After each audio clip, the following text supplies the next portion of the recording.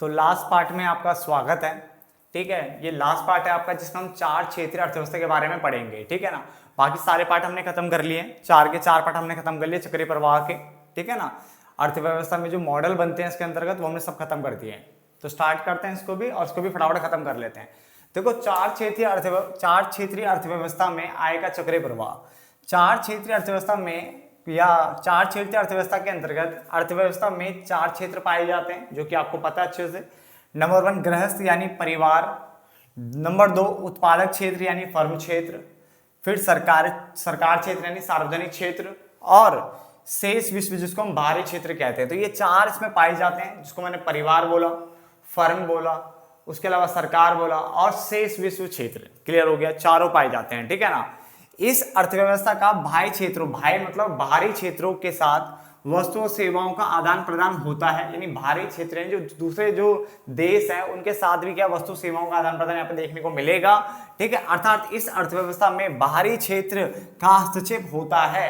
तो इसलिए इस अर्थव्यवस्था को खुली अर्थव्यवस्था भी कहते हैं। क्या कहते हैं? खुली अर्थव्यवस्था। तो अब दिमाग में आ जाना चाहिए कि 2 क्षेत्रीय अर्थव्यवस्था को बंद अर्थव्यवस्था कहते हैं, 3 क्षेत्रीय अर्थव्यवस्था को भी बंद अर्थव्यवस्था कहते हैं, और 4 क्षेत्रीय अर्थव्यवस्था को खुली अर्थव्यवस्था कहते हैं। क्योंकि पहले के जो 2 थे उनका शेष विश्व के साथ कोई भी लेन देन नहीं होता था, इसलिए वो बंद अर्थव्यवस्था होती थी। और इसका शेष विश्व के साथ लेन देन होगा, इसलिए ये खुली अर्थव्यवस्था है। ठीक है ना, तो 2 क्षेत्र बनाना काफी आसान था, 3 क्षेत्र बनाने में थोड़ा घिचपिच हुआ था, बेटा होगा ही होगा, और 4 क्षेत्र में तो बिल्कुल बहुत ज्यादा ही घिचपिच हो जाता है। ठीक है ना, बट हम बनाना स्टार्ट करते हैं। ये जो खुली अर्थव्यवस्था होती है इसका डायग्राम कैसे बनेगा। ठीक है, तो उसमें चारों बनाने वाले हैं, फटाफट से नोट डाउन कर लो, फिर हम आगे बढ़ रहे हैं। तो स्टार्ट करते हैं। देखो, सबसे पहले वही यहां पे हम बना लेते हैं, एक तरफ एक बॉक्स बना लेते हैं जिसमें हमारा परिवार आ जाएगा। ठीक है, और दूसरी तरफ हम अपना क्या बना लेते हैं? फर्म बना लेते हैं। ठीक है ना, क्या बना लेते हैं? फर्म बना लेते हैं। समझ में आ गया? यहां तक 2 तो हो गए। तीसरा हमें सरकार चाहिए, सरकार में यहां बना लेता हूं।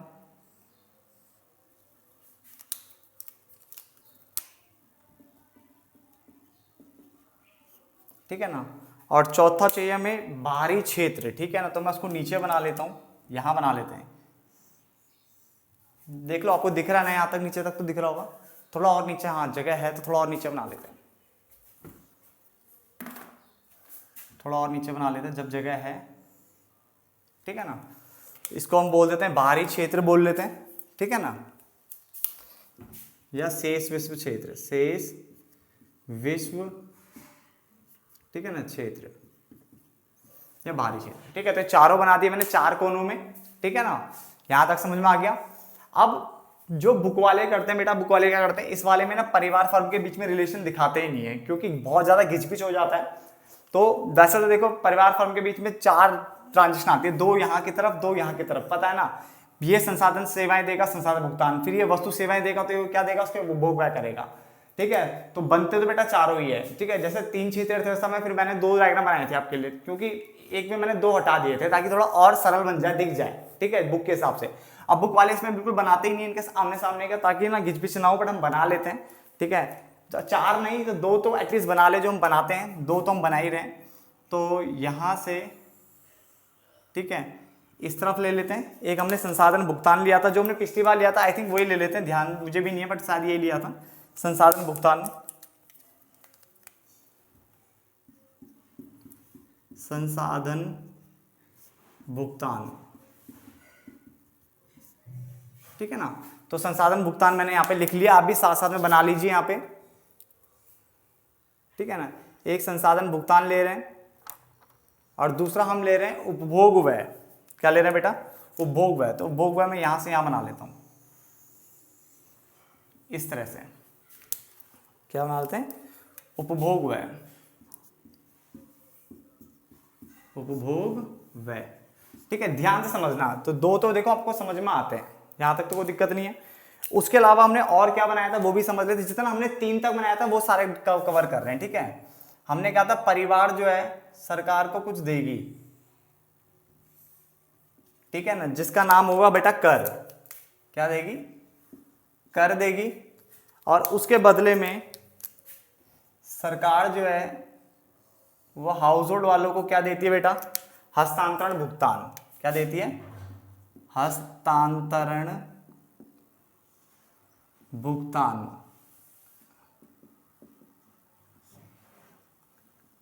ठीक है, हस्तांतरण भुगतान। यहां तक याद आ रहा है कुछ कुछ? ठीक है ना। उसके अलावा ऐसे ही यहां पे भी बना लेते हैं। ठीक है, सबसे पहले सरकार को क्या देगी फर्म? कर। बेटा क्या देगी? कर देगी, कर देती है। और फिर यहां से सरकार क्या दे रही थी इसको? सरकार दे रही थी बेटा आर्थिक सहायता। क्या दे रही थी? आर्थिक सहायता। कोशिश करते हैं बिल्कुल साफ बनाने की, जितना साफ हो सकता है उतना साफ बनाने की कोशिश कर रहे हैं। ठीक है, आर्थिक सहायता। इसके अलावा सरकार एक चीज और कर दी थी यहां पे, अगर आपको याद हो तो। ठीक है, और वो था आपका वस्तु और सेवाओं की खरीद पर व्यय। बेटा क्या था? वस्तुओं और सेवाओं की खरीद पर व्यय। ठीक है, ये हमने बना लिया। यहां तक तो समझ में आ गया। बीच में हम एक चीज और बनाते थे, याद होगा आपको। ठीक है, जिसको हम वित्तीय संस्था बोलेंगे। क्या बोलेंगे? वित्तीय संस्था।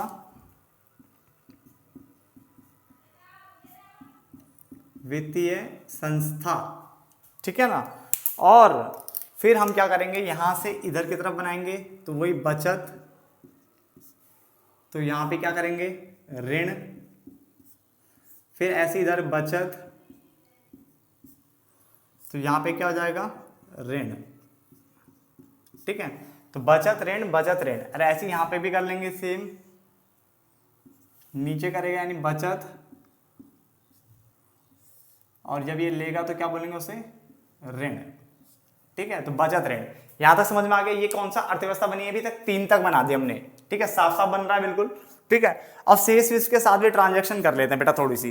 ठीक है, शेष विष के साथ क्या क्या हो रहा है?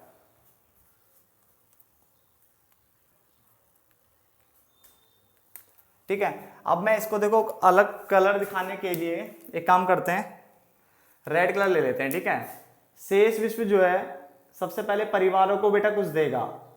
ठीक है, तो देखो यहां पे मैंने इस तरफ को बनाया एरो। ठीक है, थोड़ा सा तो घिच भी चलेगा। ठीक है, इसको यह क्या देगा? हस्तांतरण भुगतान। बेटा क्या देगा? हस्तांतरण भुगतान। ठीक है ना, यानी बाहर से भी आपको बेनिफिट मिल सकते हैं, एक पक्षीय भुगतान मिल सकते हैं। ठीक है ना, तो हस्तांतरण भुगतान मैंने यहां लिख दिया। ठीक है, फटाफट से लिखो।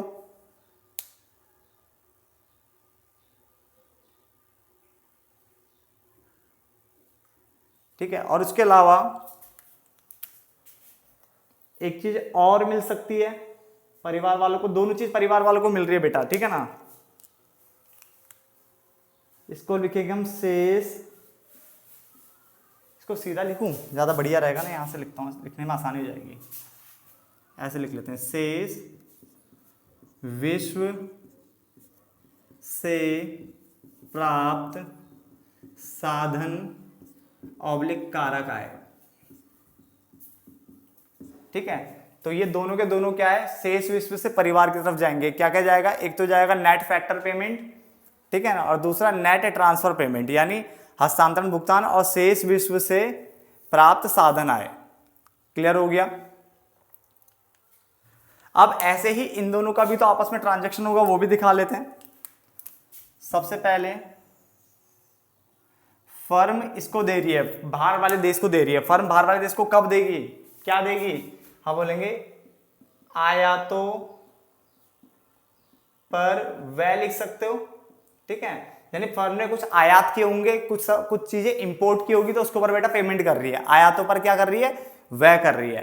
तो अगर फर्म ने आयात किया यानी बाहर देश से सामान मंगाया है तो उस पर खर्चा करेगी, तो बाहर वाले देश को पैसा मिलेगा, तो इसलिए एरो नीचे की तरफ है। ठीक है ना, ऐसे ही एक इस तरफ भी बनेगा ऐसे। और ये हम बोलेंगे निर्यातों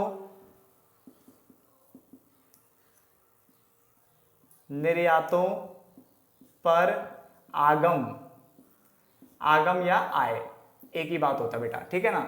तो निर्यातों पर प्राप्ति, अगर मान लो उसे निर्यात कर रहा है तो बेटा पैसा बाहर से अंदर की तरफ आएगा, तो ये भी बनेगा। तो ये होता है आपका चार क्षेत्रीय अर्थव्यवस्था। देखो ध्यान से समझ लो क्या बना हुआ है, ठीक है, क्योंकि इसी को मैं अब एक्सप्लेन करने वाला हूं, इसी को मैं लिखने वाला हूं, तो आपको ये अच्छे से पता होना चाहिए इसमें हुआ क्या है अभी तक। समझ में आ गया? फटाफट से नोट डाउन कर लो पहले तो फटाफट से।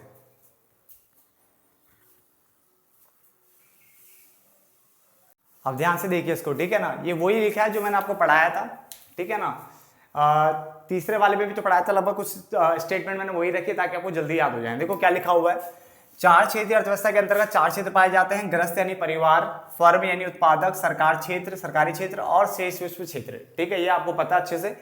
इसके अंतर्गत सर्वप्रथम परिवार फर्मों को क्या देती है, संसाधन सेवाएं देती है, भूमि पूंजी श्रम उद्यम, और इसके बदले में फर्म जो है परिवारों को संसाधन भुगतान करती है। यानी मैंने बताया था भूमि पूंजी श्रम उद्यम के बदले क्या करे, किराया, ब्याज, वेतन और लाभ, ठीक है ना। साथ ही फर्म क्या है, परिवारों को वस्तु और सेवाएं प्रदान करती है, जिसके फलस्वरूप परिवार क्या करता है, उपभोग व्यय करता है। तो ये दो क्षेत्रीय अर्थव्यवस्था वाला पॉइंट हमने कवर कर लिया, ठीक है ना। फिर इस मॉडल में अर्थव्यवस्था में परिवार, फर्म और सरकार के साथ साथ शेष विश्व क्षेत्र यानी बाहरी क्षेत्र की गतिविधियों को भी शामिल किया जाता है, को दिखाया जाता है, इसलिए इसको खुली अर्थव्यवस्था कहते हैं। ये पॉइंट भी आसान था क्योंकि इसमें बाहरी क्षेत्र आया था, इसलिए इसको खुली अर्थव्यवस्था भी कहते हैं। तो दो पॉइंट तो बेटा देखो सीधे सीधे है, ठीक है। मैं ये नहीं कहता कि जो मैंने लिखा एज इट इज आप यही लिख कर आओ, इसी तरह से समझाओ। बेटा आप अपनी लैंग्वेज में भी समझा सकते हो और मुझसे भी बेहतर समझा सकते हो, ऐसा कोई दिक्कत है नहीं, ठीक है ना। अब आराम से समझाओ जैसा आपको अच्छा लगे। उसके बाद लिखा है इस मॉडल के अनुसार परिवार सरकार को कर देती है और सरकार परिवारों को क्या देती है, हस्तांतरण भुगतान करती है। हस्तांतरण भुगतान करती है जैसे वृद्धावस्था पेंशन, छात्रवृत्तियां, मैंने इस टाइप की चीजें बताई थी, ठीक है। इसको एक पक्षीय भुगतान भी कहते हैं। इसी प्रकार फर्में भी सरकार को क्या देती है, कर देती है, और सरकार क्या देती है, फर्म को आर्थिक सहायता प्रदान करती है, और साथ ही साथ वस्तु और सेवाओं की खरीद पर क्या करती है, व्यय करती है। तो ये तीन क्षेत्र अर्थव्यवस्था वाला पॉइंट भी मैंने कवर कर दिया। बात समझ आ गया ना। ये मैं इसलिए लिख रहा हूं ताकि आपको एक हिंट मिल जाए, ठीक है। तो आप ये तो लिखो, ये तो आप लिखो ही लिखो, बट इसके साथ साथ आप और अच्छा लिख सको। तो एक हिंट मिल गया मैंने आपको, इतना दे दिया, इसके अलावा और अच्छे से इसको निखार सकते हो, ठीक है ना, वो आपके ऊपर है। फिर इसके अंतर्गत फर्म शेष विश्व को निर्यात तथा शेष विश्व से आयात भी करती है। यानी फर्म क्या करती है, शेष विश्व को निर्यात और उससे आयात भी करती है। आयात करेगी तो बाहर वाले देश को पैसा देना पड़ेगा हमें, और अगर हम निर्यात करते हैं, वस्तु सेवाएं देते हैं उनको, तो उनसे हमें पैसा मिलता है। ये हमने बनाया था वहां पे। साथ ही शेष विश्व से परिवारों को हस्तांतरण जो है, भुगतान बोलो या हस्तांतरण आय जो है वो मिलता है। हस्तांतरण आय परिवारों के पॉइंट ऑफ व्यू से देखें तो परिवारों को मिल रहा है, तो परिवारों को मिल रहा है तो हस्तांतरण आय मिल रही है और संसाधन आय प्राप्त हो रही है, ठीक है ना। और शेष विश्व के हिसाब से देखा जाए तो हस्तांतरण भुगतान कर रही है वो किसको, परिवारों को। तो परिवारों को भुगतान कर रही है, इसका मतलब परिवारों को मिल रही है। तो मैंने वही लिखा है, शेष विश्व से परिवारों को हस्तांतरण भुगतान हो रहा है, यानी कैसे उनको पैसा मिल रहा है परिवारों को, और संसाधन आय भी क्या हो रही है, प्राप्त हो रही है, ठीक है। तो दोनों चीजें प्राप्त होती है परिवारों को शेष विश्व से। समझ में आ गया। उसके बाद इस अर्थव्यवस्था में मुद्रा बाजार यानी वित्तीय संस्था भी होती है, जो परिवारों को, फर्मों को और सरकार को बचत करने तथा ऋण लेने की सुविधा प्रदान करती है। ये लाइन भी बिल्कुल सेम है बेटा, ठीक है। तो आपका ये देखो पांचों पार्ट खत्म हो चुके हैं, ठीक है। होप सो आपको ये वीडियोस अच्छी लगी हो, ठीक है ना। और मैं आपको खुद थैंक यू बोलना चाहता हूं, क्योंकि आप सबके प्यार और आप सबके साथ के कारण आज मेरे यूट्यूब पे 10 लाख से ज़्यादा व्यूज़ हो चुके हैं, ठीक है। ये सब आपके साथ और आपके प्यार के कारण हुआ है, ठीक है। और फ्यूचर में भी आपका साथ बना रहे, ठीक है, यही मैं कामना करता हूँ। धन्यवाद दोस्तों।